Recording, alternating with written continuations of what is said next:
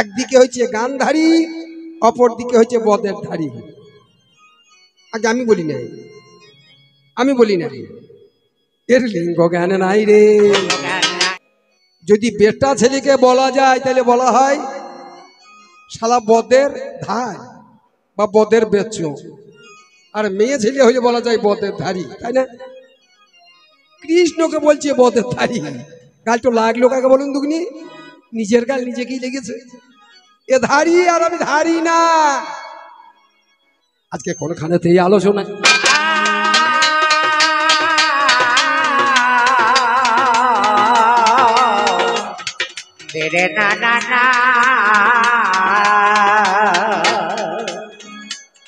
পিসিমণি করে গিয়েছে ঘোষণায়, আপনারা শুনেছেন সুধীজনা।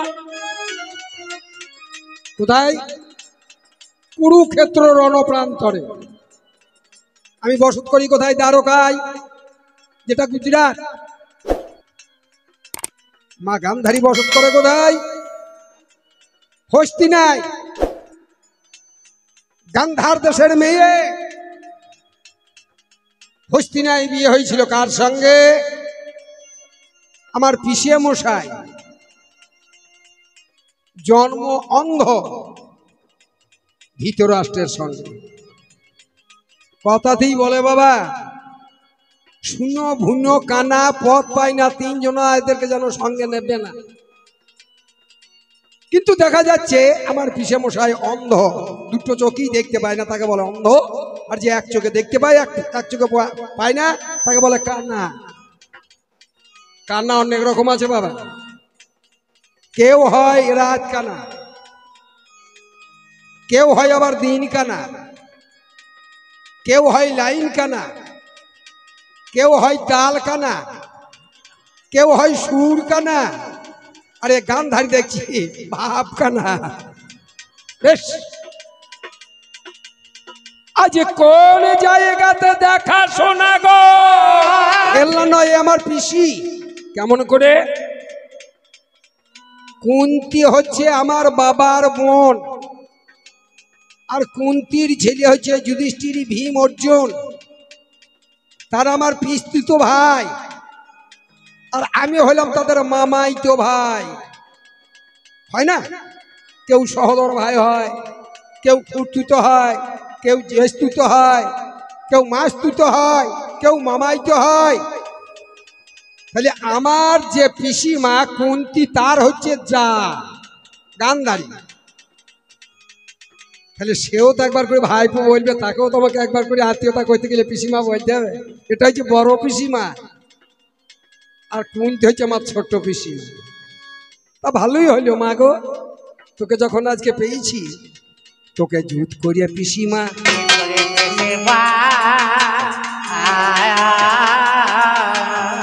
কথাটা বুঝতে পারলেন? পিসিমা, পিসিমা, পিসিমা।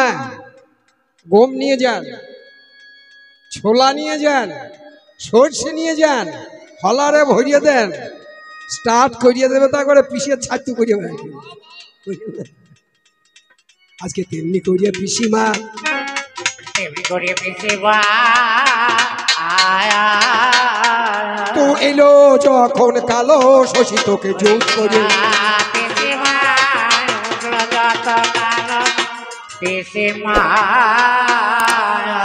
মায়ের বড় ব্যথা, বড় যন্ত্রণা। মায়ের এক গোল ছেলে, একটাও না, সব চলে গিয়েছে। বলুন তো, যদি মায়ের একটা সন্তান মারা যায়, মা খাওয়া ভুলে যায়, নিদ্রা ভুলে যায়, তৃষ্ণা ভুলে যায়, গোপাল গোপাল করে দেহটাকে ক্রিকলাস করে, তাই না? কিন্তু একটা নয়, আজ 100টা মরে গিয়েছে। মাগো, তোর জন্যে আমি মর্মবেদনার কি প্রকাশ করব মা, বল? তা যখন এসেছিস, সামান্য একটু সহমর্মী হয়ে আজকে আলোচনা করব মাগো, এই পুরুষ সমরে আলোচনা করব মাগো, কি পুরাণে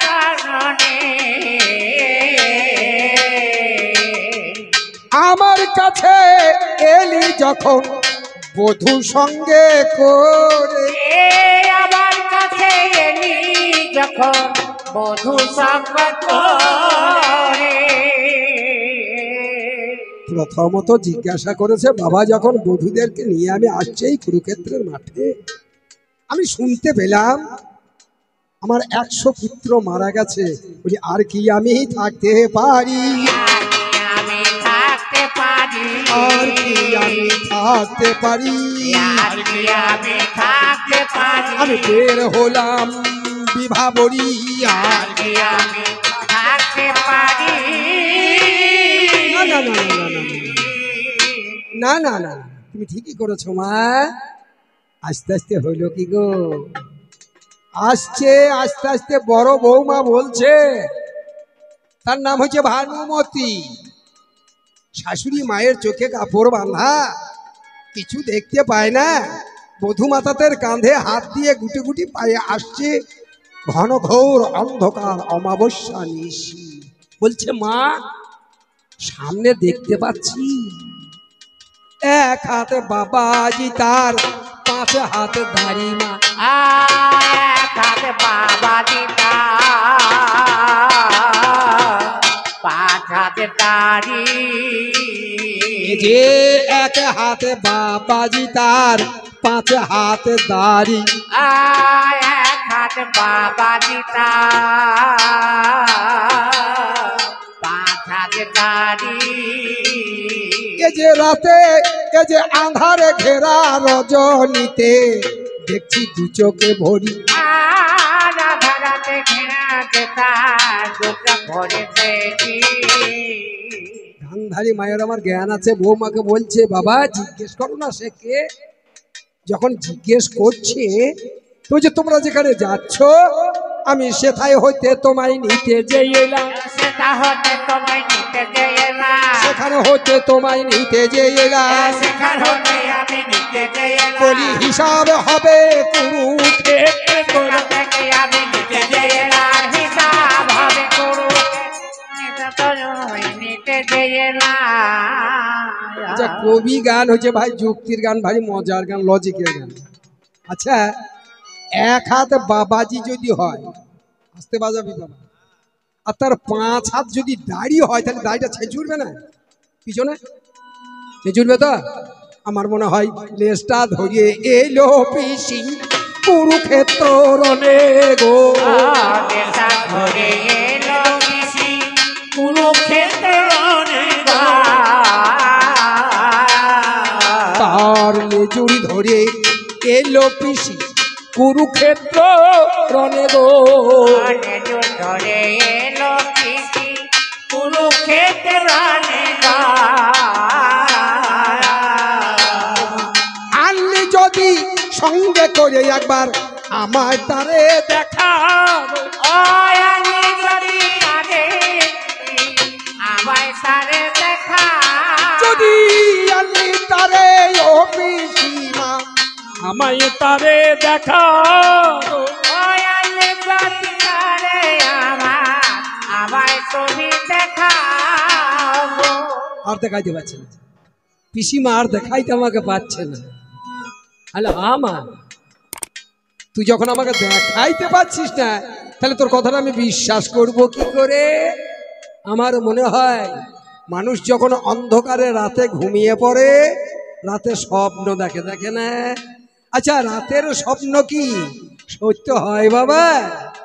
সকাল হইলে ভুলে যায়, কোথায় সোনার অট্টালিকা হারিয়ে যায়, কোথায় বন্ধু বান্ধবদের সঙ্গে মেলা দেখতে গেছি, কাছে কেউ থাকে না। আমার মনে হয় তেমনি তোর স্বপ্ন দেখা হয়েছে মা গো, স্বপ্ন বলি স্বপ্ন দেখা হয়েছে মা গো, স্বপ্ন দেখা হয়েছে মা গো, তের স্বপ্ন সত্য নয় মা, স্বপ্ন দেখা দেখা হয়েছে মা তোর স্বপ্ন সত্য না। থাকতে শোনা চিনতে না রে, হারিয়ে গেলে পরক কর। একটা কথা আছে মহাজনের কথা, কেমন?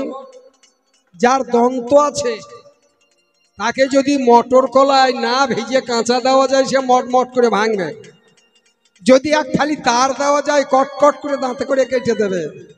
কিন্তু সেই যন্ত্রের যদি কেউ যত্ন না করে, অনাদরে যদি হারিয়ে যায়, তখন কিন্তু সেই কলাই দিলে সকালে ভরলে রাত পর্যন্ত থাকবে এবং যেমন কাটে থাকবে না। তা মা যদি পেলি তাকে কেন ছেড়ে দিলি মা? কেন ছেড়ে দিলে মা? বলি আমার কাছে শুনে যা মা, কেন ছেড়ে দিলি মা? আমার কাছে শুনে যাবা কেন ছেড়ে? শোন মা, যার যখন কপাল ফলে তখন ঘরে বসে সব পায় না। আর কপাল মন্দ হলে গঙ্গাতেও জল নাহি মেলে, তোমার পাওয়া সম্পদ সব চলে যায়। যারে রাতের অন্ধকারে পেলে মা, মা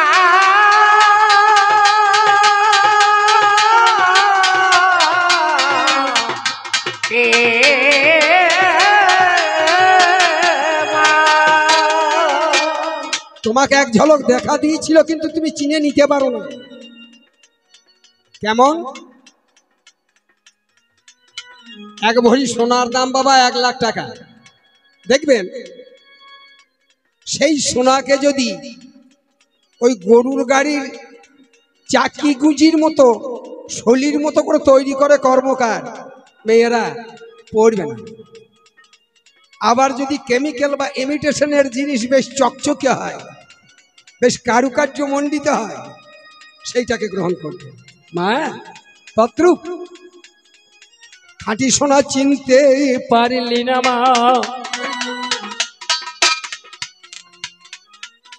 তুই চকচকে দেখে গেলি ভুলে। কে বটে শোন, স্বয়ং তিনি ধর্মরাজ মা জানাই এ কথা বলে। এই জগতের সমস্ত জীবকে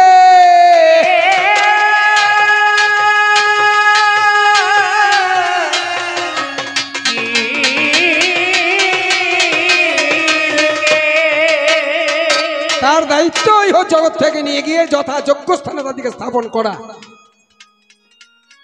তার 5 হাতে দাড়ি, 5 হাত দাড়িটা কেমন? এই যে পঞ্চ মুক্তি আছে জানাই প্রকাশে করি, 5টা তার মুক্তি জীবের। কি কি? শাস্তি, সামীপ্য, শালক্য, সারূপ্য, সাযুজ্য। এই 5টার মুক্তি, 5টা মুক্তির মধ্যে জীবের কর্মচিত যে কোনো একটা মুক্তি হয় যদি গোবিন্দের শ্রীপাদ পদ্মে তার মতি গতি থাকে। শাস্ত্রী শব্দে গোবিন্দের যেমন শক্তি, মৃত্যুর পরে সেই লোকে গিয়ে গোবিন্দের মতো শক্তি ধারণ করতে পারে। সামীপ্য, গোবিন্দ যেখানে বাস করে তার সঙ্গ লাভ করে। সারূপ্য, পরমেষ্টির যেমন রূপ সেই ব্যক্তি তদ্রূপ রূপ। কিন্তু সাযুজ্য না, এইখানে লেখা আছে সাযুজ্য লোভিতে ভক্তের হয় ঘৃণা ভয়, নরক বাঞ্ছয় তবু সাযুজ্য না লয়। মাগো এইখান থেকে জিজ্ঞেস করব, এই যে জীবের ও নিস্তারের লাগি নন্দসুত হরি, ভুবনে প্রকাশ হনে গুরু রূপ হরি। গুরু কৃষ্ণ মহিমাই এক করি জানো, আর গুরুকে পরম জ্ঞানে সত্য করি মানো। এ হেন গুরুর পদে যার আছে নিষ্ঠা ভক্তি, অসাধ্য সাধন করতে ধরবে মহাশক্তি। আর এ হেন গুরুর পদে যার আছে গো বিশ্বাস, গললগ্ন বাসে হব আমি তার দাস। এই মা দিতে এলো কিন্তু তুমি নিলে না। সাযুজ্য নিতে তোমার ছেলেরা সেদিন ভয় করলো এবার কেন, ছেলেরা সেদিন ভয় করল বা কেনে, জনিতে ভয় করলো এবার কেন, ছেলেরা সেদিন ভয় করল কেনে, আজ বলে যাবি মা গো আমার স্থানে সাজু জনি, সেদিন ভয় করল কেনে, বলে যাবি মায় আমার স্থানে। বলি আর এক কথা বলে গেছে গো, হরিয়া তেরে না আর এক কথা মা গান্ধারী, তেরে না না না না, বলিল আমার ঠাই, তেরে না না না না, তেরে না না না, আজ অর্ঘ সাজিয়ে এলো মাতা, তেরে না এ যে মিথ্যা কথা নয়, তেরে না না, তেরে না না, মায়ের চোখের বাঁধন উন্মোচন হলো, তেরে না না না, ছাদনা তালয় বাঁধে, তেরে না না, তেরে না না।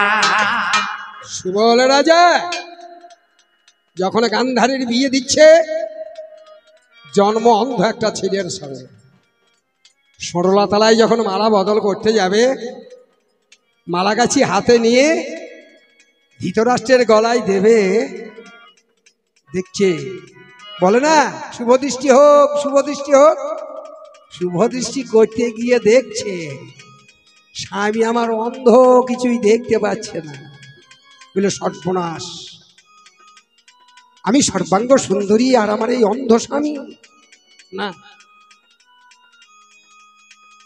কিন্তু সনাতন ধর্মের শাস্ত্রের বিধান গো,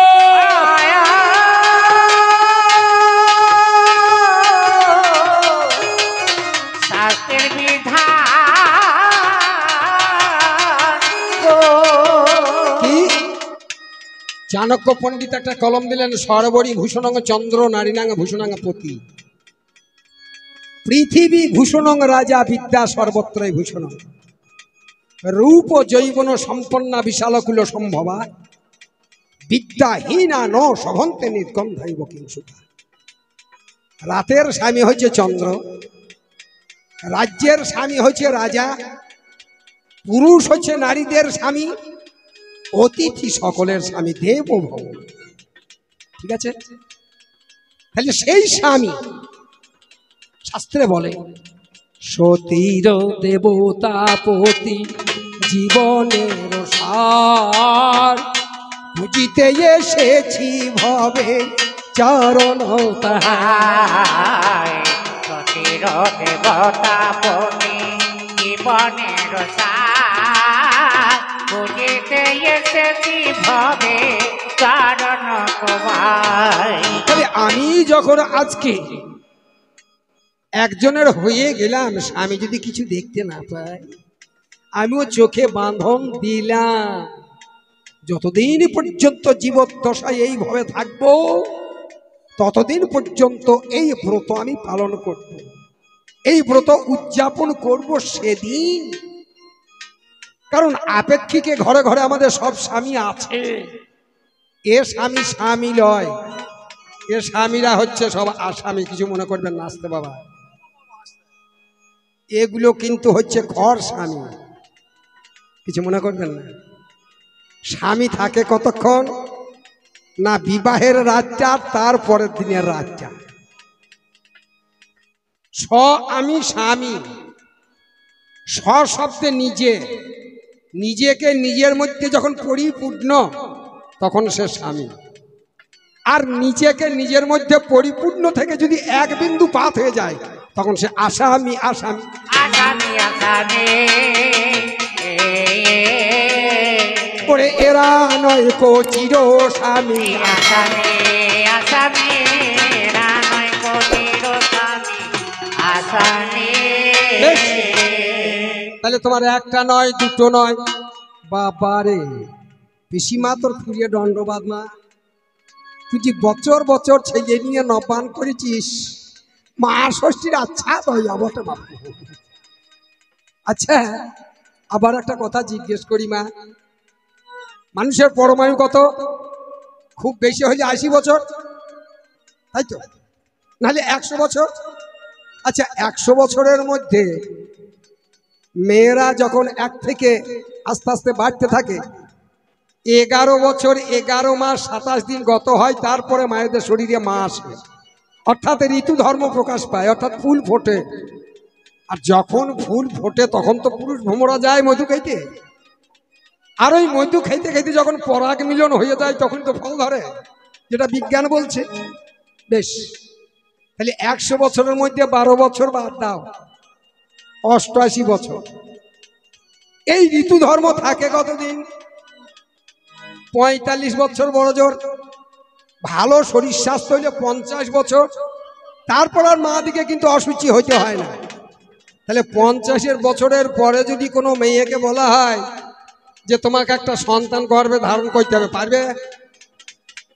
আর 80 বছরের বুড়োকে যদি বলা হয় তোমাকে একটা সন্তানের জন্ম দিতে হবে, সে পারবে না? সে নাঙল খাড়া করে দৌড়বে, সে পারবে। কিন্তু যার 50 বছর বয়স উত্তীর্ণ হয়ে গেছে সে কিন্তু আর পারবে না। তা আমার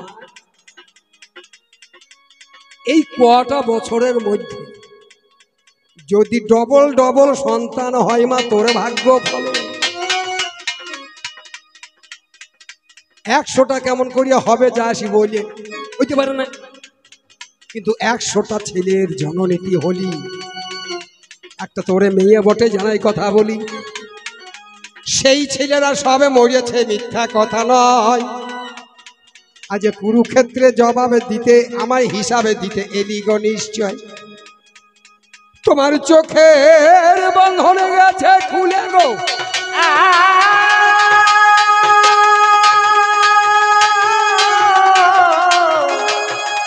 বাঁধন গেছে খুলে। বেশ, কেন? তোমার প্রতিজ্ঞা ছিল যদি কোনোদিন আমি জগৎ স্বামীকে দেখতে পাই সেদিন আমার আমিত্ব বলতে আর কিছু রাখবো না, সব পুড়িয়ে হবে ছাই। কেমন? পার্থিব জগতে আমরা আছি, আমরা আত্মকেন্দ্রিকে পরিপূর্ণ, তাই না? আমার আমার করে ঘুরে বেড়াই, বিষয় বৈভবকে বৃদ্ধি করি, যার যত আছে আরো পেতে চাই। কিন্তু এই জগতের বাইরে একটা জগৎ আছে, সেটা হচ্ছে পরমার্থের জগৎ। তাহলে পরমার্থ জাগরে পরমেষ্টি ধন, যে ধনকে লাভ করলে আর কিছু পেতে হয় না। তাহলে বলুন, 2 ভরি সোনার গয়না হলো কারুকার্য মণ্ডিত। আচ্ছা, কারুকার্য মণ্ডিত হলে সেটা কি খাঁটি সোনা বটে? না। কেন নয়? স্যাঁকড়ার ঘরে যখন অলংকার করায়, 1 ভরি সোনার অলংকার করলে 2 আনা থেকে 6 পয়সা খাদ দেবেই দেবে। যে দামে নিয়ে এলাম তারপর দিন বিক্রি করতে গেলে সেই দামে বেচাকেনা হবে না। তাকে খাঁটি যদি করতে হয় কি করতে হবে? আপড়ে ফেলতে হবে। আপড়ে ফেলিয়ে যখন আগুন জ্বালিয়ে লাল টকটকে করে একদম তরল করে দেবে, তখন আর খাদ থাকবে? খাঁটি সোনা হবে, তাই না? তেমনি তেমনি যদি কৃষ্ণ ধনে খাঁটি সোনা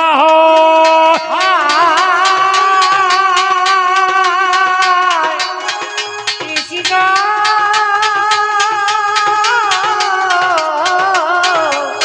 সোনা,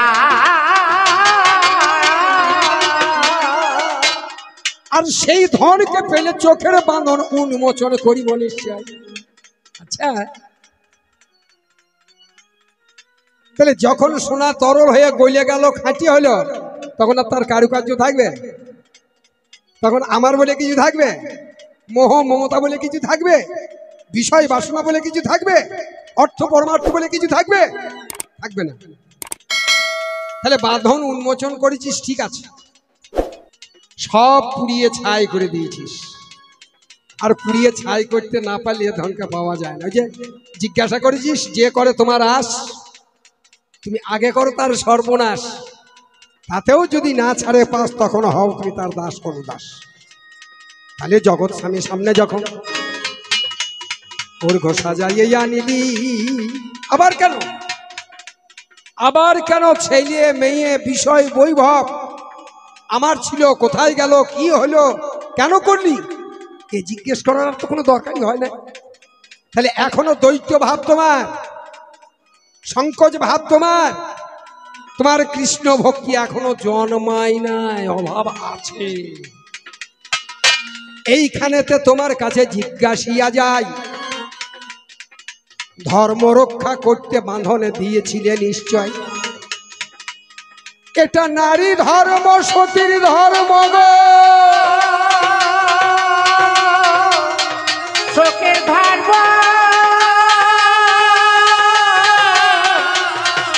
ধর্ম তোমার ধর্ম লঙ্ঘন হলো। মা বলিস তো ধর্ম কাকে বলে? ধর্ম কটা অঙ্গে পরিপূর্ণ, আর আস্তে আস্তে তুই দীর্ঘদিন থেকে ধর্ম পালন করে আসছিস, কতগুলো অঙ্গ তোর পালন হয়েছে, আর বাকি কটাই বা আছে? এখন কোন অঙ্গে বর্তমানে দাঁড়াইয়া আছো মা?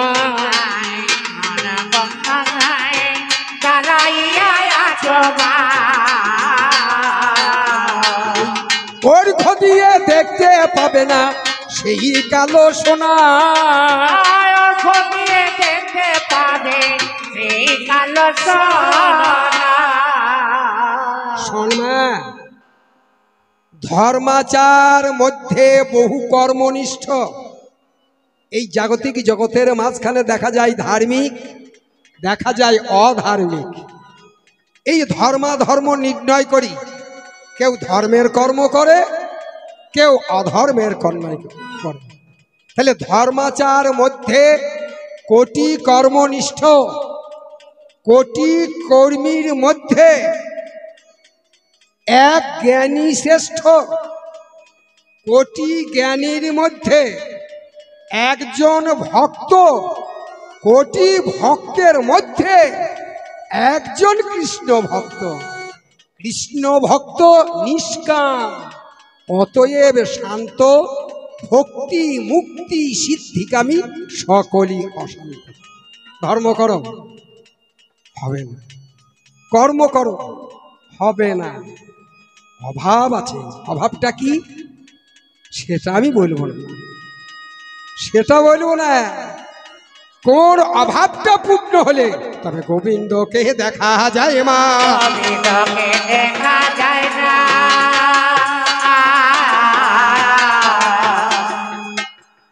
জ্ঞানে কর্মে যোগে ধর্মে নহে গোবিন্দ বস। জ্ঞানে পাওয়া যায় না, কর্মে পাওয়া যায় না, যোগে পাওয়া যায় না, ধর্মেও পাওয়া যায় না। জ্ঞানে কর্মে যোগে ধর্মে নহে কৃষ্ণ বস। কৃষ্ণ বসের উপায় একমাত্র প্রেম ভক্তি রস। মাগো ও মা, প্রেম কাকে বলে গো? প্রেম কাকে বলে গো? আমি তোমার কাছে জেনে নেব প্রেম কাকে বলে। আমি তোমার কাছে জেনে নেব প্রেম কাকে বলে গো। তাহলে প্রেম যদি তোমার মাঝে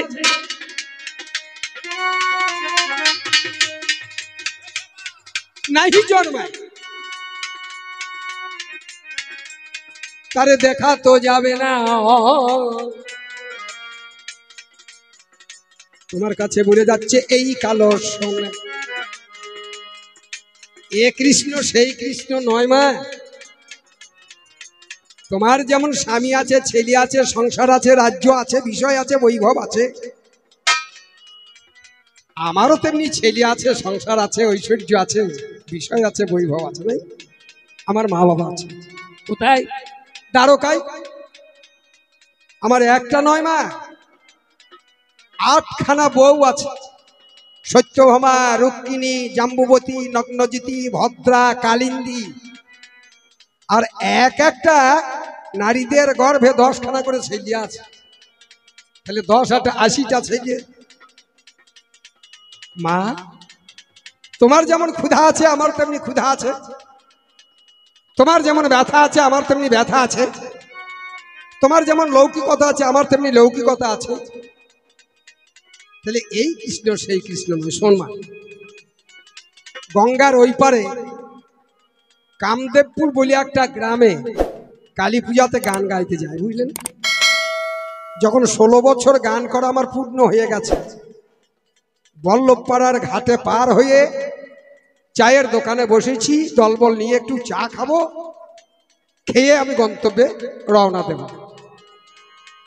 এখন কেন গোবরা বলে দুটো গ্রাম আছে, সেই গ্রামে মাহেশ্বরদের সঙ্গে ঘোষেদের মারামারি, 3টে মার্ডার হয়ে গিয়েছে, অনেক দিনের কথা। কালীগঞ্জ থানার বড়বাবু এত চেষ্টা করেও আসামি ধরতে পারছে না। তার মধ্যে হেমন্ত ঘোষ নামে একটা আসামি ছিল 1 নম্বরে। থানার বড়বাবু মনে মনে চিন্তা করলেন, শালাকে বহুদিন থেকে রাতে রেড করেও যখন ধরতে পারছি না, যে কালী পুজোর দিন সব শালারা ঘরে আসবে, আজকে ছদ্মবেশে যাব, শালাকা যেমন করি হয় পাকড়াও করব।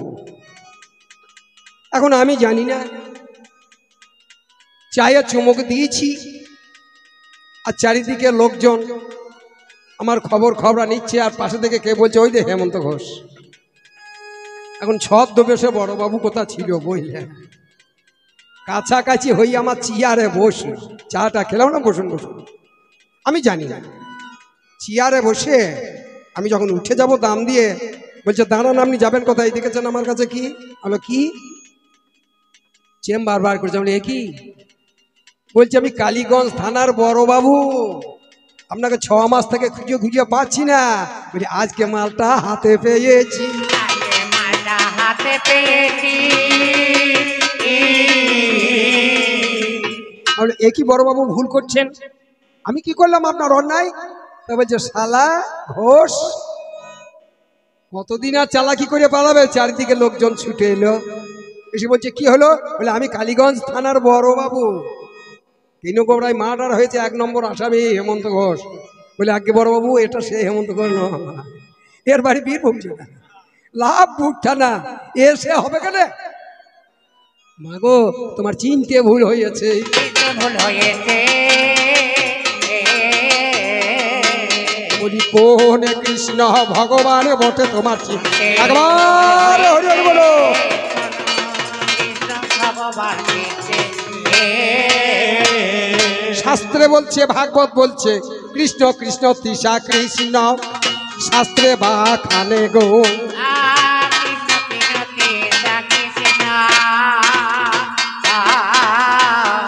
সাথে তাই বলে গো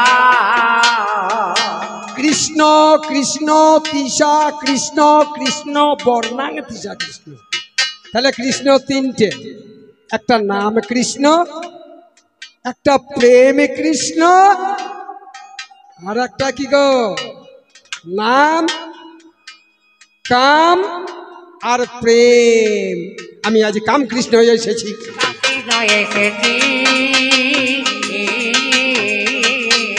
আমি নাম কৃষ্ণ নয় মাগো, কাম কৃষ্ণ এসেছি।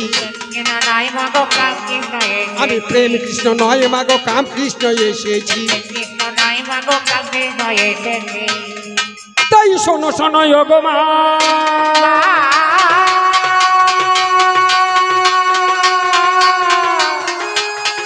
ও গো মা,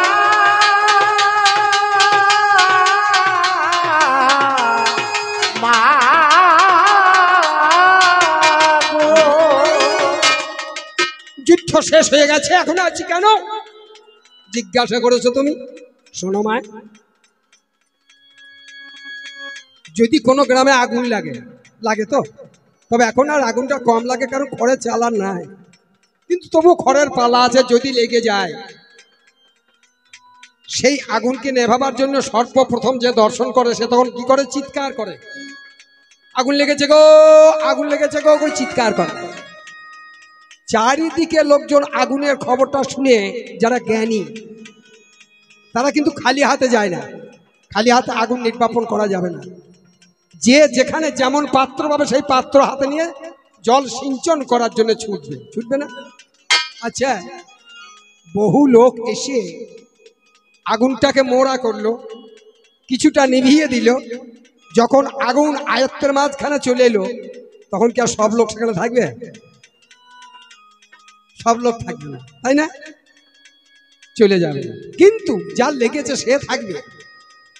আর পাড়া প্রতিবেশী যারা থাকবে 2-4 জন থাকবে। কেন থাকবে না, যদি আবার কখনো কোনো জায়গায় সুপ্ত অবস্থায় আগুন থেকে এসে যদি আবার জেগে ওঠে, সেই জন্য মহানে বললেন রিং জ্বালাই করে রাখতে নাই, কোথাও আগুন লেগে গেলে আগুনটাকে জিয়ে রাখতে নাই, আর দেহের মধ্যে যদি কারো ব্যাধি হয় সেই ব্যাধিকে জ্বালাই করে রাখতে নাই, নির্মূল করতে হয়। তা মা, আমি পাণ্ডবের পক্ষে হিত করার জন্যই আছি এই কুরুক্ষেত্র রণাঙ্গনে।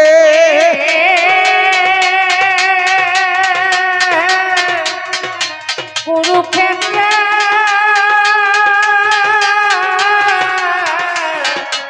রণাঙ্গনে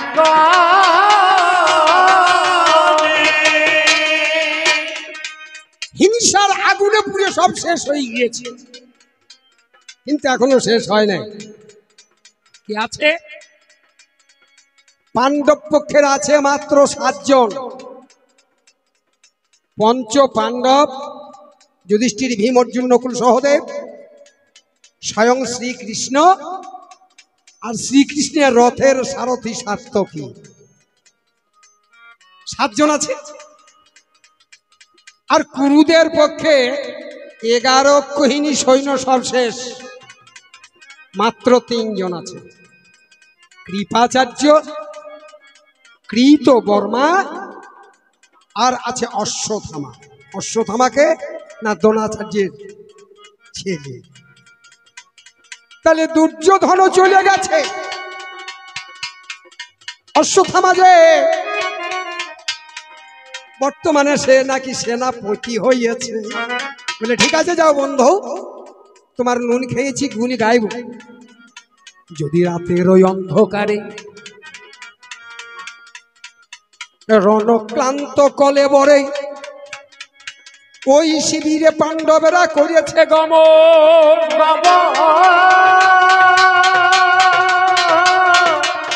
করেছে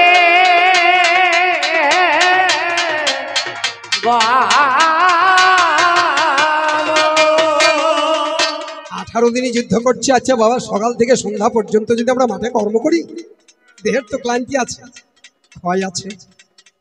তাই পাণ্ডবরা বলল, ভীম বলল, বন্ধু চলো, দুর্যোধন হত হয়ে গেছে, আর কুরুক্ষেত্রে থাকার দরকার নাই। হস্তিনাপুরে গিয়ে যুধিষ্ঠিরকে রাজ সিংহাসনে বসাবো, তার নামে রাজ্য পরিচালনা করবো, সত্যের জয় অবশ্যম্ভাবী হয়েছে।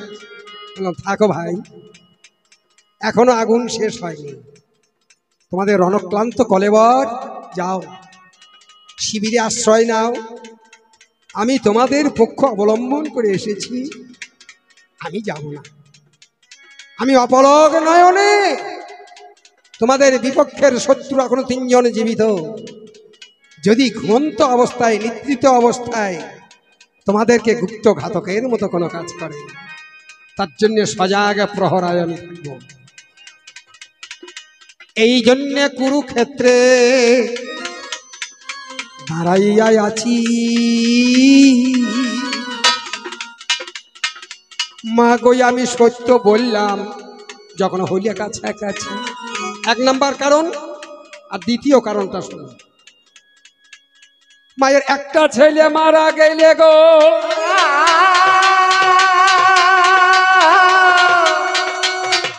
একটা ছেলে মারা গেলে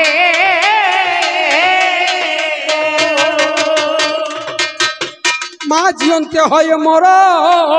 মনে মনে ভাবছি, তাই তো, মাছের মায়ের নাই পুত্রের শোক। মাছেরা কোথায় ডিম পারে, ডিম পেরে কিন্তু আর তাদেরকে তা দেয় না বা খবর রাখে। সেই ডিম দেশের বিভিন্ন প্রান্তরে চলে যায়, যারা ধীবর তারা নিয়ে গিয়ে কৃষকের পুকুরে জেলাই করে না, সেখানে বড় হয়। তা মায়ের 100টা ছেলে মারা গেল, একদিনে তো মরে নেই। প্রথম দিনে 10টা সন্তান যখন মারা গেল, মা কি এত পাষাণ তার মাঝখানে কি কোনো দয়া নেই, মায়া নেই, সন্তানের প্রতি স্নেহ ভালোবাসা নেই? 20টা গেল, 50টা গেল, 60টা গেল, মা এলো না। আজকে যখন যুদ্ধ শেষ দেখি মায়ের কর্তব্যটা কেমন শুনেছি। মহাজন বলে, ওরে পুত্রের বেদন অন্তর ছেদন, মা বিনা কে মা জানে।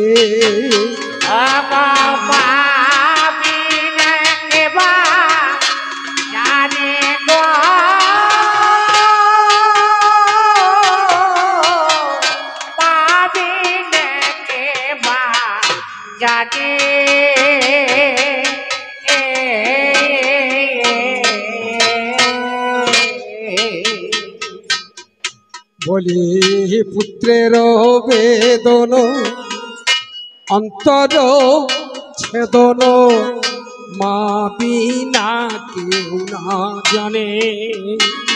ও পুত্র হারার বেদনা অন্তর ছেদনা, মা বিনা কে বা জানে। মায়ের কোলে মরলে ছেলে ফেলতে চাই না জলে, কোলে মরলে ছেলে ফেলতে চায় না জলে। মায়ের কোলে মরলে ছেলে ফেলতে চাই না জলে, চেয়ে থাকে বদনে পা। আগে তাকে বাগান পানে গে থাকে বাগান পানে।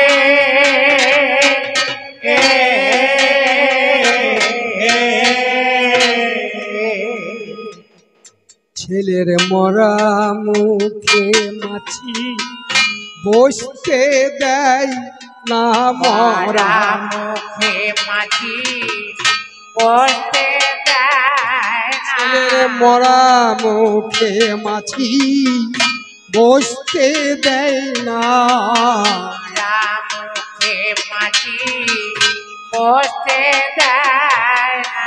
মা বলা ধনে মা বলিবে বলে, মরা মুখে মাছি বসতে দেয় না। বলি তেমনি আমার মায়ের হৃদয়, মুখে মাছি বসতে দেয় না। গোপাল একবার মা বলো রে, গোপাল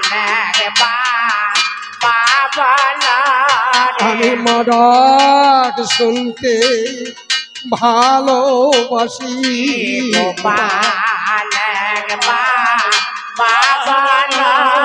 ওরে নয়ন জলে ভাষায় একবার হরি হরি বলো।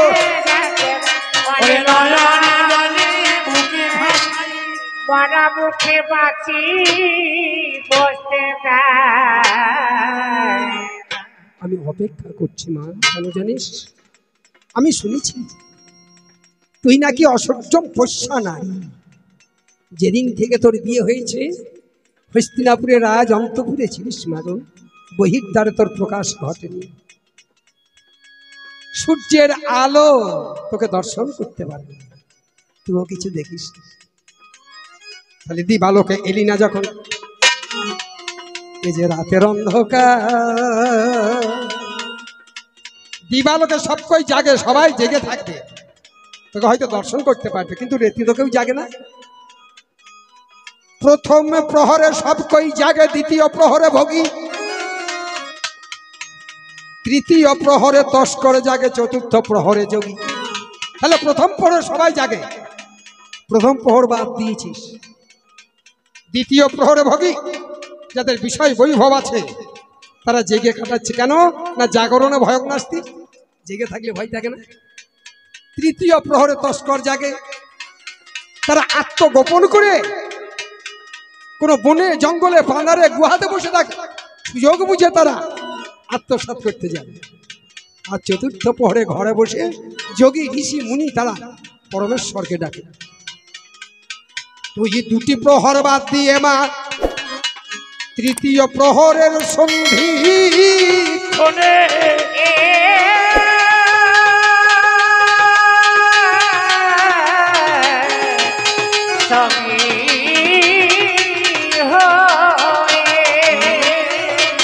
এতদিন আসিস নাই, আসবি কিনা সেইটা প্রত্যয় করার জন্য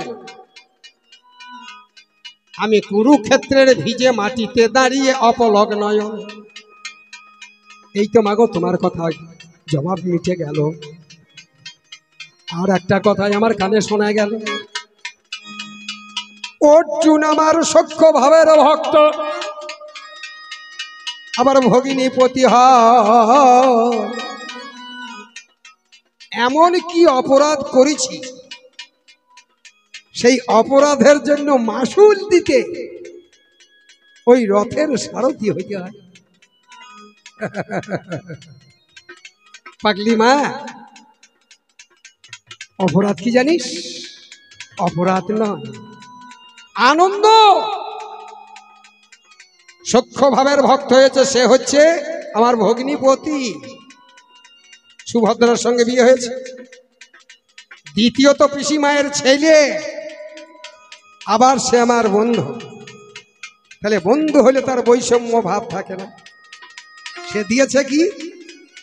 নিষ্ঠা দিয়েছে, ভক্তি দিয়েছে, আত্মনিবেদন করেছে, আর বৈষম্য ভাবকে দূরীভূত করে দিয়েছে।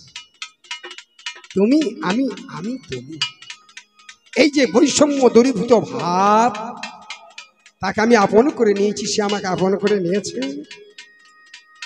আমি সারথি, আমি সারথি, শুধু কুরুক্ষেত্রে কপিধ্বজ রথের সারথি নয়। অর্জুন জানে এই যে বিশ্বখানা রথে বটে গো,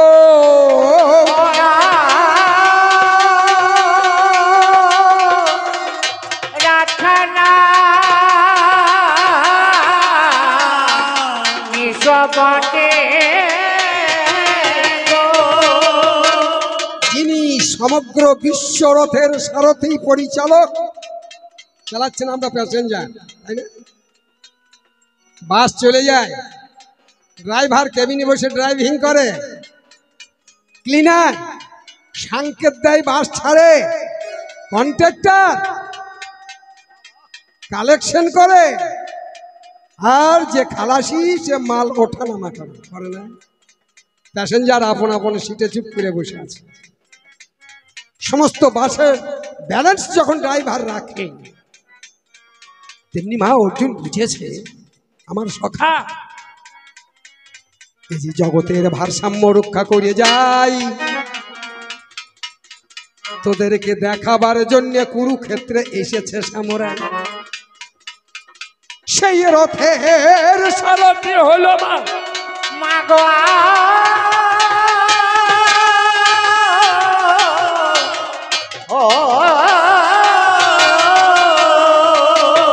অপরাধ নয়, এটা আমার আনন্দ। যে করে আমার আশ, তার আগে করি সর্বনাশ, পুড়িয়ে ছাই হয়ে যায়। পার্থিব জগতের লোকের যদি কিছু পুড়ে যায়, অবশেষে ছাই পুড়ে থাকে, থাকবে না? বিশ্বকবি রবীন্দ্রনাথ একটা কবিতা লিখলেন, দপ করে জ্বলে ওঠে আগুনও যেমন, খপ করে হয়ে পড়ে রাগও তেমন। আগুন নিভিয়ে গেলে পড়ে থাকবে ছাই, আর রাগ থেমে গেলে মনে দুঃখ পায়, করে হায় হায়। আর কৃষ্ণধনকে, কৃষ্ণ সোনাকে লাভ করতে হলে যার পুড়িয়ে ছাই হয়ে যায়, সে হায় হাই করে না। সে বলে আজকে আমি খাঁটিতে পরিণত হয়েছি, আমার কর্তব্য ধর্ম পালন হয়েছে, আমার আজকে যজ্ঞ পূর্ণ হয়েছে। কৃষ্ণকে জানে কজন মা জানিস? বৃন্দাবনে শ্রীমতী রাধারানী যে সমস্ত সবকিছুকে ঢেলে দিয়ে গোবিন্দকে পেতে চেয়েছিল, সেও জানে না। শাস্ত্রকার কলম দিয়ে বললেন, কৃষ্ণ জনাতি বৈষম্যক কিঞ্চিত কুন্তি সুত ফলম ব্যাসবা ব্যাসপুত্রবা যাজ্ঞবল্ক মৈথিলী সংযোজন। কৃষ্ণকে একমাত্র তারাই জেনেছে। বৈষম্যক নামে একজন ঋষি কৃষ্ণ জনাতি বৈষম্যক কিঞ্চিত কুন্তি সুত ফলম অর্থাৎ তৃতীয় পাণ্ডব অর্জুন জেনেছে। ব্যাস, ব্যাসকে ব্রহ্মার পুত্র হলো বশিষ্ঠ, বশিষ্ঠের পুত্র হলো শক্তি, শক্তির পুত্র হলো পরাশর, পরাশরের পুত্র হলো ব্যাস, ব্যাসের পুত্র হলো সুখদেব। তাহলে ব্যাসদেব জেনেছে, সুখদেব জেনেছে, মিথিলার জনক রাজা জেনেছে।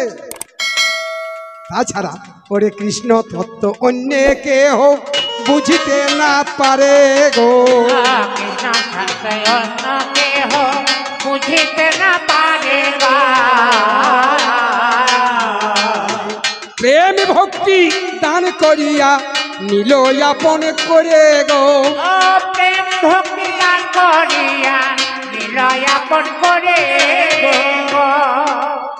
তারে কি ছেড়ে যেতে পারি, তারে কি ছেড়ে যেতে পারি, তারে কি ছেড়ে যেতে পারি, তারে কি ছেড়ে যেতে পারি, তাই বাম হাতে আমি লাগাম ধরি, তারে কি ছেড়ে যেতে পারি, বাম হাতে লাগাম ধরি। বলি আর এক কথা শুনতে পেলাম। আস্তে জগন্নাথ দা, কাজ ভালো হইল না। আজ তোমার গ্রামে গান, বিশেষ করে তোমার পাড়ায় গান, আবার তার মধ্যে তুমিও আছো। এ হয়েছে কি জানো তো, এই চাষিদের ঘরে ঘরে যেমন ছাগল পোষা, আজকে তোমার ভালোবাসা পেয়ে আমার তেমনি আশা। আজকে আমার দশাতে মশা বসালি এত প্রশ্ন করে, এক গাড়ি প্রশ্ন করেছে, বুঝতে পারছেন? এ ছাড়বে না। তা যাই হোক, এবার তোমার কাছে বলে যাই,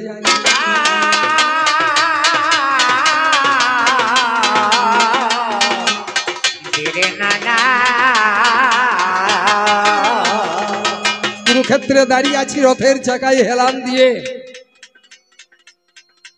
একটা কাটা মাথা, তাকে দক্ষিণ পদ দিয়ে আমি পদদলিত করছি। একটা আমি বাঁ হাত করে বুকে চেপে ধরে রেখেছি, একটা বাঁ পায়ে করে ছুঁড়ে ফেলে দিচ্ছি, আর একটা কাটা মাথাকে নিয়ে আমি চুম্বন করছি। এই দৃশ্য দেখে মায়ের অবাক লেগে গেল। আমার কাছে তাই তো বেশি জিজ্ঞাসা করিনি, কৃষ্ণরে এ কি অদ্ভুত খেলা খেলছিস বাছা,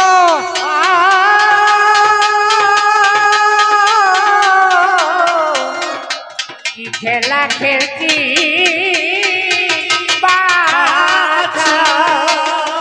শোন মা, এই কুরুক্ষেত্র যেদিন যুদ্ধ আরম্ভ হবে, হেমন্তে প্রথম মাস শুক্লপক্ষে ত্রয়োদশী পবিত্রং ভারতং যুদ্ধ নক্ষত্রে যেমন দৈব। হেমন্ত ঋতুতে প্রথম মাস মানে কার্তিক মাস, শুক্লপক্ষ, হেমন্তে প্রথম মাসি শুক্লপক্ষ ত্রয়োদশী তিথি যুদ্ধ যেদিন আরম্ভ হলো, দুদিকের দুটো সৈন্য দাঁড়িয়ে গেল, বলে শঙ্খ বাজাইতে হবে, রণবাদ্য বাজাইতে হবে, তবে তো যুদ্ধ লাগবে। কে বাজাবে? বললে এখানকার মধ্যে একমাত্র বয়োশ্রেষ্ঠ হচ্ছে ভীষ্ম। যদি গুরুদেবের মধ্যে দেখা হয় তাহলে হচ্ছে দ্রোণাচার্য। তাহলে বাজতে হলে ভীষ্মের বাজবে, না হলে দ্রোণাচার্যের বাজবে। আর রাজাদের মধ্যে যদি বাজতে হয় তাহলে দ্রৌপদের বাজবে। ভীষ্ম হাত তুলে বললেন না, কারো শঙ্খ বাজবে না। প্রথম শঙ্খ কার বাজবে? বলে কৃষ্ণের বাজবে। মুক্ত কণ্ঠে যখন ঘোষণা হলো, রণবাদ্য বাজছে, এহেন সময় আমি বাজাচ্ছি। পাঞ্চজন্য ঋষিকেশ, আমার হাতের যে শাঁখটার নাম পাঞ্চজন্য, পঞ্চজন নামক অসুরকে বধ করে তার অস্থি থেকে এই শাঁখটা নির্মিত হয়েছে। এরপরে কার বাজবে? পঞ্চ পাণ্ডবের মধ্যে যুধিষ্ঠিরের বাজা উচিত, কিন্তু না, যুধিষ্ঠিরের বাজিল না। যদি সিরিয়াল ধরে যায়, যুধিষ্ঠিরের পরে ভীমের বাজা উচিত, ভীমের বাজল না, বাজলো কার? পাঞ্চজন্য ঋষিকেশ ও দেবদত্ত ধনঞ্জয়। অর্জুনের হাতে যে শাঁখটা ছিল তার নাম হচ্ছে ধনঞ্জয়, দেবদত্ত, তার বাজল। তারপরে বাজছে যুধিষ্ঠিরের। তাহলে ঋষিকেশ ও দেবদত্ত ধনঞ্জয়, অনন্ত বিজয় রাজা কুন্তি পুত্র যুধিষ্ঠির, তারপরে ভীমের, তারপরে নকুল সহদেব, মণিপুষ্প আর সুঘোষ। এই শাঁখ যখন বাজিল, এবার যুদ্ধ আরম্ভ হবে। এহেন সময়ে একটা ছেলে এলো এবে, এই যে 5 বছরের ছেলে বটে গো,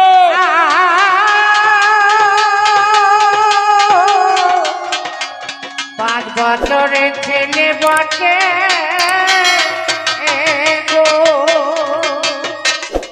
আমার কপিধ্বজ রথের সামনে দাঁড়িয়ে গেল করজোড়ে, বলে প্রভু এই রথের ধ্বজায় চেপে আছে হনুমান, তার পিছনে আছো তুমি লাগাম ধরে, তার পিছনে আছে অর্জুন ধনুর্বাণ ধরে, গান্ডীব ধরে। এ কি হবে? বললাম যুদ্ধ হবে। বলে যুদ্ধ কতদিন হবে? বললাম 18 দিন। খলখল করে ছেলেটা হাসছে। বললাম বাছা, এই মারণ ক্ষেত্রে প্রবেশ করে তুমি হাসছো কেন? বলছে প্রভু, এই গুটি কয়েক সৈন্য এদেরকে মারতে কি এতদিনই সময় লাগে? আমি জিজ্ঞাসা করলাম, আরে বাবা কদিন লাগবে রে? তা বলে একটা বানে 1 নিমেষের মধ্যে শেষ হয়ে যাবে। সর্বনাশ, বাবা প্রমাণ দেখাইতে পারবি? বলে হ্যাঁ দাও। ওরে অর্জুন তখন গান্ডীব ধনু আমায় করিল দান গো, আয়োজন তখন গান্ডীব ধনু আমায় করিল দান গো। বলি ওরে বালক ধনুক লয়ে দেখা তার প্রমাণ, ওরে বালক ধনুক নিয়ে দেখা তার প্রমাণ।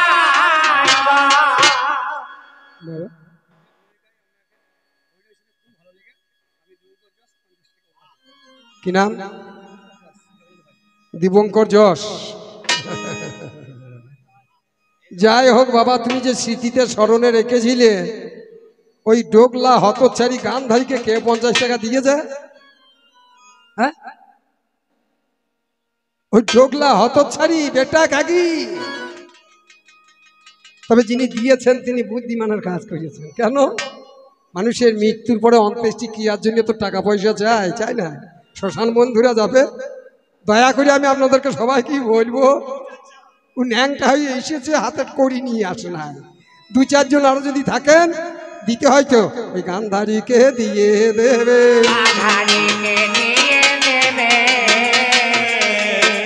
একবার প্রেমানন্দে হরি হরি বলে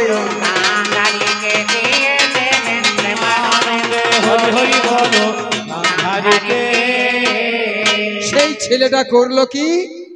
ওরে ধনুর্বাণ হাতে লইয়ে জয় গুরু বলে গো,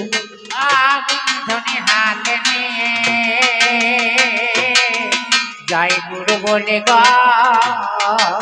আর যে বাপধন আমাকে 50 টাকা দিয়েছে, গোবিন্দের কাছে আমি প্রার্থনা করব, একটা শিল্পীকে যেমন আগিয়ে দেওয়ার জন্য প্রেরণা জুগিয়েছে, গোবিন্দ জানো তার জীবনটাকে সৌন্দর্যময় করেন, ফুলের মতো যেন প্রস্ফুটিত করে রাখেন। এইটুকু আমি আশা রেখে ফিরে আসছি। ধনুর্বাণ নিল, জয় গুরু গোবিন্দ বলে তীর মেরে দিয়েছে। বায়ু বেগে, উল্কার মতো বেগে 18 ক্রোশ কুরুক্ষেত্র ঘুরে এসে ছেলেটার হাতে পড়েছে, সবাই দাঁড়িয়ে। আমি জিজ্ঞাসা করছি, কই রে বাবা, তুই যেমন বান মারলি বান ফিরিয়ে চলে এলো, কই মরে নাই তো? বলছে, ঠাকুর,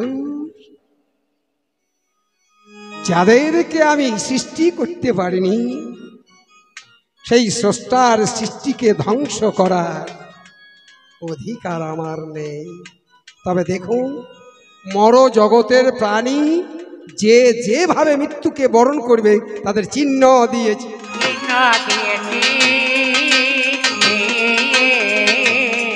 আমি প্রাণে তাদের মারি নাই ঠাকুর,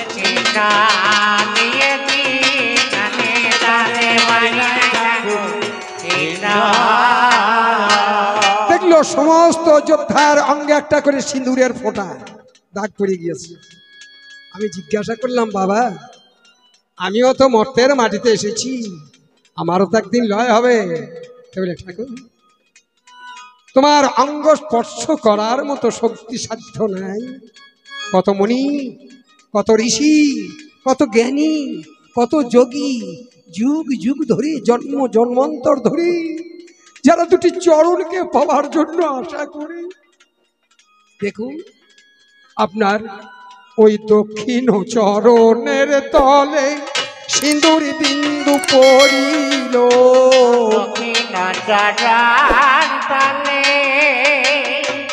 সিঁদুর বিন্দু পড়িল। প্রভু, মর জগতের প্রাণী তুমি, তাইতে চিহ্ন রহিল,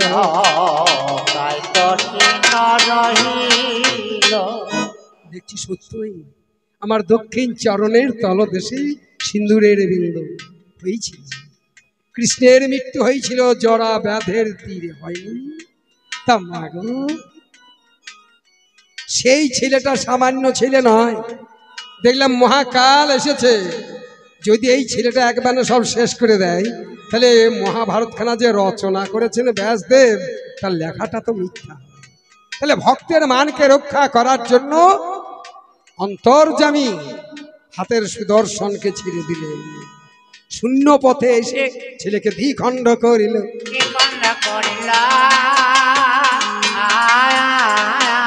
করে তাহার মস্তক লেওয়া হলো দ্বিখণ্ড,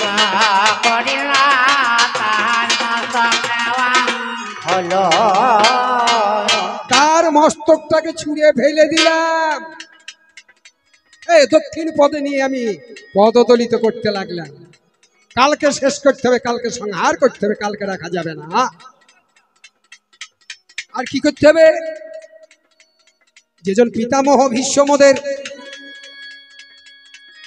দাদু হন, যিনি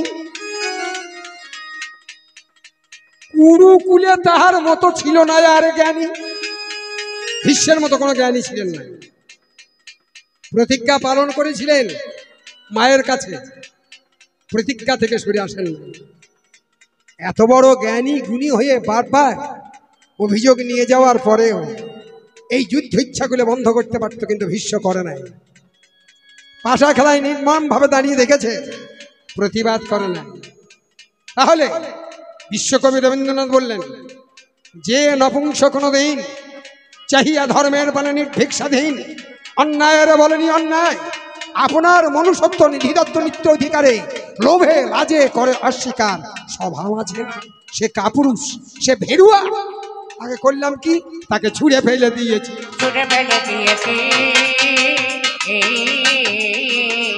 ওরে কুলাঙ্গারকে রাখবো না বলে তারে ছুঁড়ে ফেলে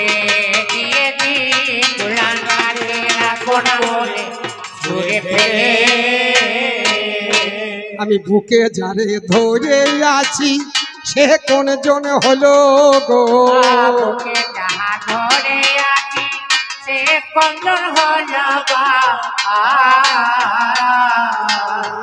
ভাগ্যের তো দোষে পাণ্ডব ছেড়ে অঙ্গরাজ্যে গেল গো। ভাগ্যের দোষে সেই ছেলে অঙ্গরাজ্যে গেল গো। আমার পিসিমা কুন্তির হচ্ছে প্রথম সন্তান কুমারী অবস্থা, ভাগ্যের ফেরে অধীরথের ঘরে গিয়ে মানুষ হলো।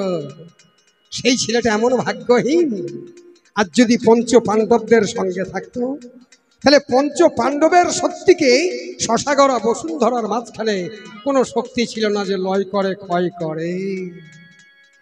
তাই বড় মর্মাহত হয়ে তাকে বুকে রেখেছি, চুম্বন খাচ্ছি কার, সেটা যে আমার ভাগ্নে।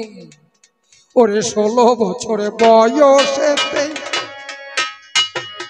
চক্রবুহের মাঝে গো, 16 বছর বয়সে চক্রবর্তীর মাঝে গো। সপ্তরথী মিলে তারে বধ যে করেছে গো। সপ্তরথী ঘিরে তারে বধ করেছে গো। করেনি?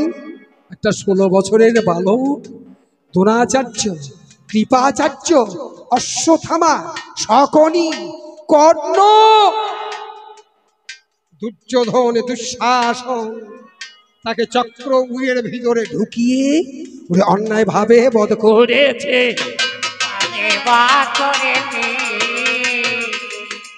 আমি ভাগিনের বদন চুম্বন করছি তাই।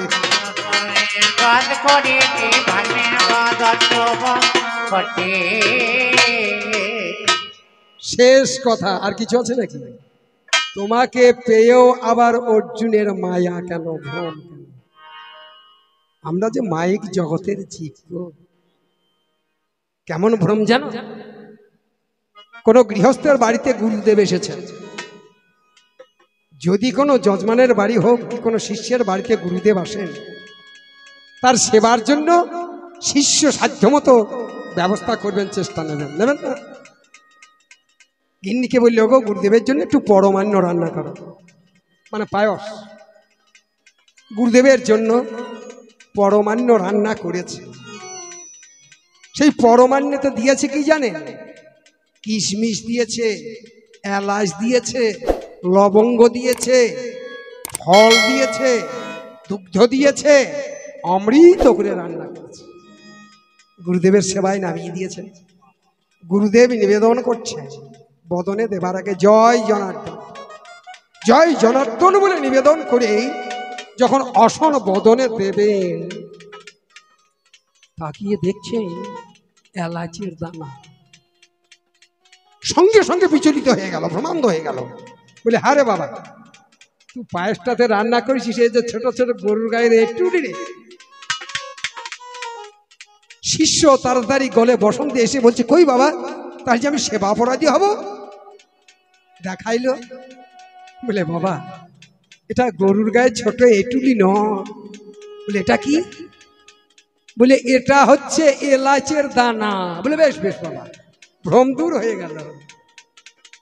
কিছুক্ষণ পরে আবার যখন বদনে দেবেন, দেখছে সেই মরা কিশমিশ গুলো শুকনো।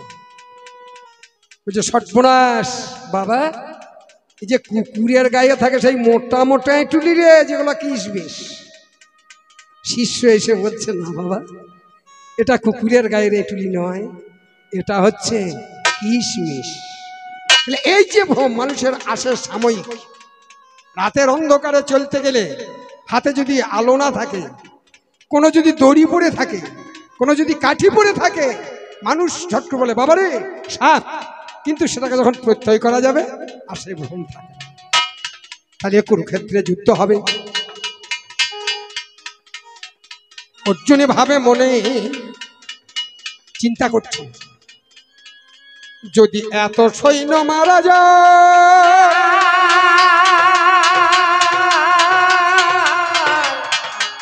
এত সৈন্য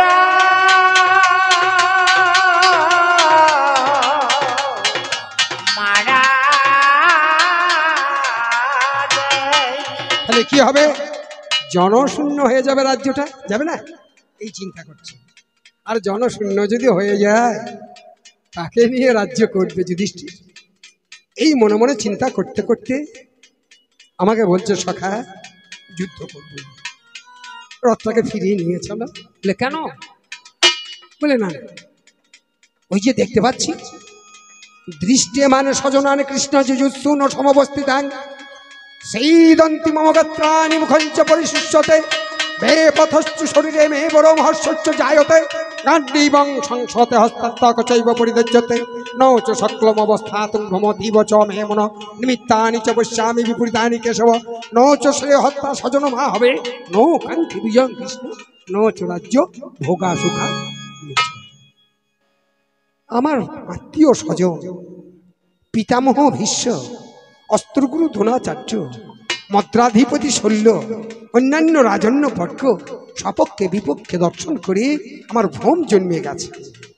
সেই ভ্রমটাকে দূর করার জন্য আমি করলাম কি? বললাম সোনাবন্ধু চতুর্বর্ণাঙ্গ ময়া শিষ্টং গুণ কর্ম বিভাগ। তুমি প্রতিজ্ঞা করে এসেছ 12 বৎসর বনবাস, 1 বছর অজ্ঞাতবাস পালন করে সাধারণ নিধনং শ্রেয় ভয় পরধর্ম ভয়াবহ। তুমি যে ক্ষত্রিয়, ক্ষত্রিয় বলে কাকে? সজ্জং তেজং ধৃতির্দাক্ষ যুদ্ধে চাপ পলায়ন দানমীশ্বর ভাবশ্চং খাত্রং খট্মং স্বভাবজম। তুমি যে যুদ্ধ করতে যাবে, যুদ্ধ করে যে তুমি সবাইকে মারতে পারবে তুমি জানো? তুমি যে নিজে মরবে না এটা কি তুমি জানো? খেলা খেলতে যাই, মাঠে খেলা হচ্ছে, সবাই ভাবে আমরা জিতবো, কিন্তু খেলতে খেলতে কাদের ভাগ্যে যে পরাজয়, কাদের ভাগ্যে যে জয়, খেলার শেষে ফল আর বিচার হয়। অতএব কর্মের নিমিত্তে তুমি এসেছ, কর্ম করে যাও। বললাম কি? আমি প্রেরণা যোগাইলাম তারে, অন্যায় কিছু করি না। প্রেরণা যোগাইলাম তারে, অন্যায় কিছু করি না। তোমার যাহা বহলা ছিল মাগো এইখানেতে সাঙ্গ হয়। তোমার যাহা বলা ছিল মা এখানেতে সাঙ্গ হয়। তোমাকে আমি বেশি কিছু জিজ্ঞাসা করবো না মা, তুমি আজকে এসেছো কোন গান্ধারী? শুনেছি এক গান্ধারী হচ্ছে, আগেকার দিনে মাটির দেওয়াল ছিল ঘরের, সেই দেওয়ালটাকে জলে রক্ষা করার জন্য পিছনে একটা ছালট বা গান্ধার দিত না, দেলটাকে সাপোর্ট করার জন্য, রক্ষা করার জন্য, তাকে বলা হয় গান্ধারী। যে গানকে ধারণ করে সে হয় এক গান্ধারী। হ্যাঁ, আর একটা কথা মনে পড়েছে, আমার ছেলেরা স্বর্গে গিয়েছে, আর তুমি যাদের পক্ষে আছো তারা পেয়েছে বিষয় ঐশ্বর্য। তাহলে বিষয় নিয়ে তো আজকে বিষ নিয়ে আরম্ভ, তাহলে আমার ছেলেরা মুক্তি পেয়ে গিয়েছে। মা গো, আমি তোমাকে জিজ্ঞাসা করছি, আচ্ছা বলতে পারিস না কোথায় স্বর্গ কোথায় নরক? কে বলে তা বহুদূর, মানুষের মাঝেই আছে স্বর্গ নরক, মানুষেই সুরাসুর। আমি ঋগ্বেদের মাঝখানে দেখলাম 1017 সূক্তে স্বর্গের কোনো উল্লেখ নাই। তাহলে মর্তের মাটিতেই স্বর্গ আছে, তাহলে যারা মর্ত পেয়েছে তারা স্বর্গ পেয়েছে বা পাবে। এইটা যে কোথায় স্বর্গ? যদি প্রজা পালন করা যায়, জনসেবা করা যায়, গোবিন্দের সেবা হবে। আর গোবিন্দের সেবা যদি হয়, এই মর্তটা স্বর্গ সম সুখের আলয় হবে। লাভ করছে কারা? আমার পাণ্ডবরাই করবে, পাণ্ডবরাই করবে। বলি আমার পালা সাঙ্গ করি এবার পাণ্ডবরাই করবে, আমার পালা সাঙ্গ করে পাণ্ডবরাই। মাগো তুই কোন গান্ধারী? তোর ছেলে মরেছে, যার জন্য কাঁদতে এসেছিস। আমার তোর ছেলে আছে তো? তোর ছেলে হয়েছিল তো?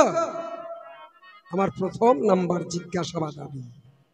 এবার দ্বিতীয় নাম্বারের কথা, এই যে বাঁধন খুলে এলি,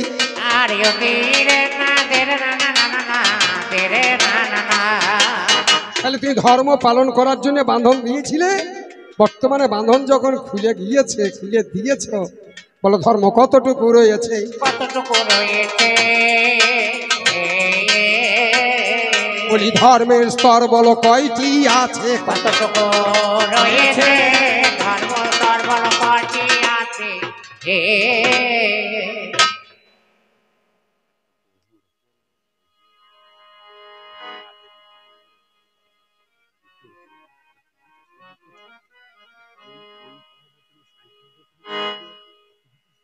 আমার তো হয়ে গেল প্রকার অন্তে।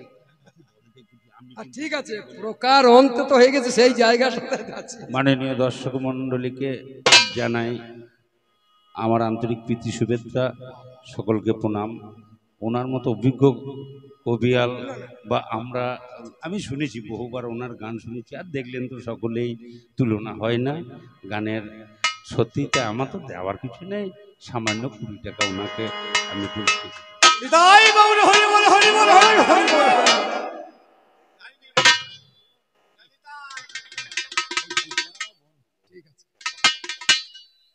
আমার সমসাথী সমব্যথী শ্রদ্ধেয় নির্মল সাহা আমাকে 20টা টাকা দিয়ে আগিয়ে দিয়েছে। উনি বললেন আমার সামান্য, কিন্তু না, আমার কাছে বৃহৎ থেকে বৃহত্তর। কেন বলছি? আমি আজকে রাতে গান করবো, কাল সকালবেলায় ঘরের কোণে বসে 8,000 টাকা দেবেন মালিকরা, আমি গুনে নেব। কিন্তু যেখানে 10, সেখানে যে ভগবানের সান্নিধ্যে যে আমাকে উনি চলার পথকে প্রশস্ত করার জন্য, চলার পথে অগ্রগতি ঘটিয়ে দেওয়ার জন্য, বাংলার সংস্কৃতিকে ধরে রাখার জন্য তিনি আমাকে প্রেরণা দিয়েছেন। আমি আপনার কাছে চিরঋণী, চিরকৃতজ্ঞ। আপনার উপর হুকুম, আশীর্বাদী স্বরূপ, দেবতার নৈবেদ্য স্বরূপ, প্রসাদ স্বরূপ সাদরে গ্রহণ করুন। যাই হোক মাগো, শেষ কথা, শুধু তুমি আসনি মা, তোমার 100 বধূ আছে। আমি দেখলাম আমার অন্ধ ধৃতরাষ্ট্র যেটা মশাই আছে, গুটি গুটি পায়ে আমার সম্মুখে এসে আসতে পাবে, জিজ্ঞাসা করছে গান্ধারী কৃষ্ণ কোথায়? পিসিমা বলছে এই তো কৃষ্ণ। বলে আরে কৃষ্ণ, যুধিষ্ঠির কই, ভীম কই? তারা আমার পিছনে দাঁড়িয়ে আছে মাথা নত করে। বলে ভীমকে একবার ডেকে দে তো। বলে ঠিক আছে পিসে মশাই, আমি ভীমকে ডেকে দিচ্ছি। দুর্যোধন ভীমের সঙ্গে কোনোদিন যুদ্ধ করতে পারত না, তাই হস্তিনাপুরে একটা ভীমের সমান লোহা দিয়ে একটা ভীম তৈরি করেছিল। প্রত্যেক দিন সেই লৌহ ভীমের সঙ্গে প্র্যাকটিস করত ভীমকে পরাজিত করার জন্য। সেই ভীমটাকে নিয়ে এসেছিল কুরুক্ষেত্রে, প্রত্যেক দিন যুদ্ধের শেষে প্র্যাকটিস করত। দুর্যোধন চলে গেছে, আমি তার পূর্বেই লৌহ ভীমিকে নিয়ে এসে রেখে দিয়েছিলাম রথের কাছে। আমি আস্তে আস্তে সেই লৌহ ভীমিকে নিয়ে গিয়ে জন্মন্ধ ধৃতরাষ্ট্রের সামনে দিলাম, আর অগ্নি অগ্নি ভরার হৃদয়ে 2 হাতে ধরে কর্মর করে দাঁত চিবুচ্ছে, আর সেই লৌহ ভীমটাকে চূর্ণ বিচূর্ণ করল। যখন ঝরঝর করে গুঁড়ো হয়ে ঝরে পড়ে গেল, বলে কৃষ্ণ এখনো তোর চালাকি, এখনো তোর ছলনা। যদি এ ভীম হতো তাহলে তার বজ্রের মতো দেহ এই ছিন্ন ভিন্ন হয়ে গুঁড়ো হয়ে ঝরে পড়তো না। আলো পিসে মশাই, তোমার ওই ক্রোধাগ্নি যে এখন অন্তরে ভরা আছে, যার জন্য আমি ভীমকে তোমার সামনে দিই। তাহলে মাগো, এখনো ক্রোধের অগ্নি তোদের জ্বলছে, আর তোরা কি বলে বলছিস আমরা নির্বল তুলসী পাতার নেই? আস্তে আস্তে যুধিষ্ঠির এসে যেটা মশাইয়ের কাছে সজল নয়নে 2 পদ স্পর্শ করে প্রণাম করে বলল, যেটা মশাই, তোমার পুত্র হত্যা যুধিষ্ঠির আমার মাথায় অভিশাপ দাও, জানি হো জগৎ থেকে আমি চিরবিদায় নিয়ে চলে যেতে পারি। আমি যে ক্ষত্রিয়, সেই ক্ষত্র ধর্মকে রক্ষা করার জন্য এই কুরুক্ষেত্রে আমি এসেছিলাম, ব্রত গ্রহণ করেছিলাম। আজ ব্রত উদযাপনের দিন। ভীম গিয়ে সামনে দাঁড়ালো। গান্ধারী যুধিষ্ঠিরের পায়ের দিকে দৃষ্টি নিক্ষেপ করতে সেই ধর্মবীর যুধিষ্ঠিরের পায়ের আঙুলগুলো সব কুঁকড়িয়ে গেল। মাগো, চাষিরা চাষ করে, যে ফসলের যে শস্যের দানা রোপণ করে, পরিচর্যার ফলে সেই ফসল হাতে পায়। যদি কেউ কাঁটার বীজ বপন করে, হিংসার বীজ বপন করে, সেক্ষেত্রে তো কাঁটাই জন্ম নেবে, হিংসা জন্ম নেবে। মাগো, ভাবা উচিত ছিল প্রতিজ্ঞার কালে।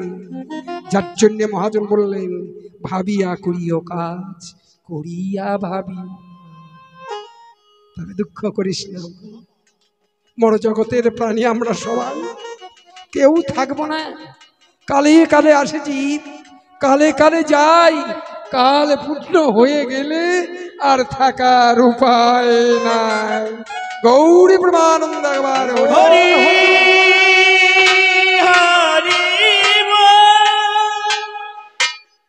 তাই যাওয়ার সময়ে মাগো তোকে একটা কথা বলে যাই, শোন। দেখিস পার্থিব জগতের বুকে ছোট ছোট মেয়েরা ছোটবেলায় খেলা করে না, মাটির পুতুল তৈরি করে। কেউ হয় মেয়ের মা, কেউ হয় ছেলের মা, বলে আজকে আমরা বিয়ে বিয়ে খেলা করব। মেয়েকে সাজিয়েছে, ছেলের মা ছেলেকে সাজিয়েছে, ছেলে বিয়ে করতে যাবে, তৈরি, সমস্ত সবকিছু প্রস্তুত। এমন সময়ে মেয়ের মা যে হয়েছে তাকে ডাকছে তার মা, সুলেখা, ও সুলেখা। মেয়েটার নাম সুলেখা। বলে কি মা? বলে বাবা চট করে একবার ঘরে আয় তো। বলে কেন মা? আমি এখন খেলা করছি। বলে যাবি, তোর বাবা মাঠে থেকে এসেছে, একটু জল দে, আমি লাগবো না, আমার আঁকাচা কাপড়।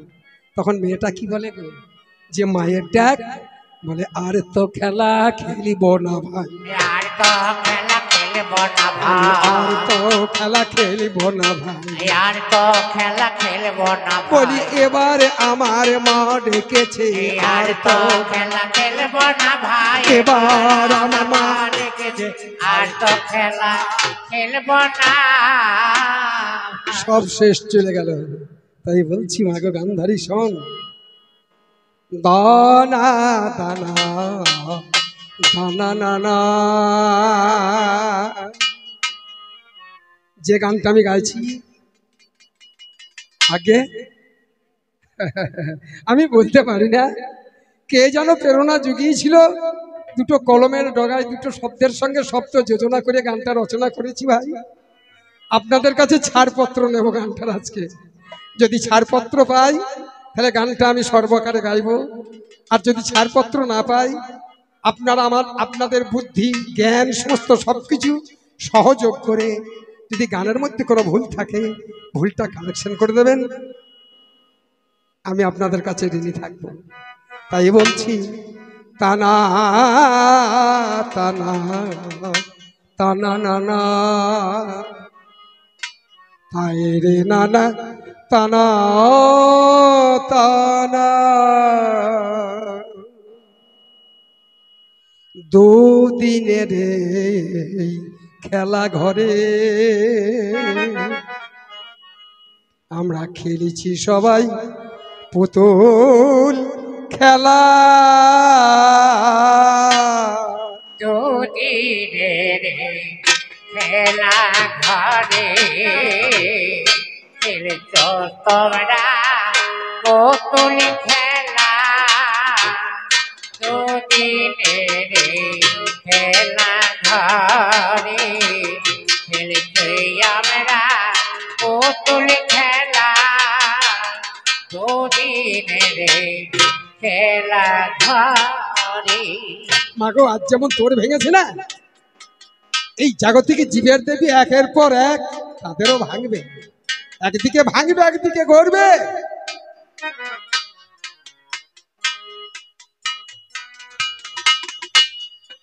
একদিন খেলা ভাঙবে সবার, একদিন খেলা ভাঙবে সবার, একদিন খেলা ভাঙিবে সবার বোঝো নাকি মন পাগলা একদিন খেলা ভাঙবে সবার বোঝো নাকি ও মনে পাগলা দুদিন রে খেলা ঘরে খেলছো সবাই পুতুল খেলা দুদিন রে খেলা ঘরে অলিগ রসে হয়ে মত চিনতে নারিলে পরম তত্ত্ব রসে হয়ে মাতা চিনতে নারিলে পরম তত্ত্ব